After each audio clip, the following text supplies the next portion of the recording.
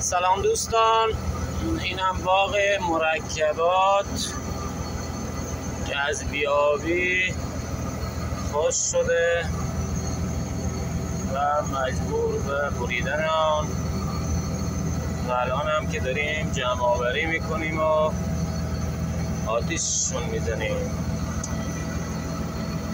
کشاورز عزیز، لطفاً خاطری که خودتون ضرر نکنید این درخت ها هم نخواهید طوری ببرید، گناه است. درخت سبز کمتر بکارید، به جای 1000 تا بته 200 تا بته بکارید، هر چای 200 تا بکارید، لااقل که خودتون ضرر نکنید.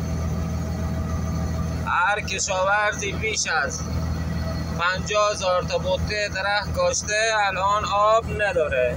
هر چی نگاه میکنی، نگاه هر چی نگاه میکنی، لیمو خارگی، لیمو شیرین، لیمو ترش، الان هم بیابی مجبور به بریدن آن و الان هم من دارم جمع آوریشون میکنم و آتیششون میزنم.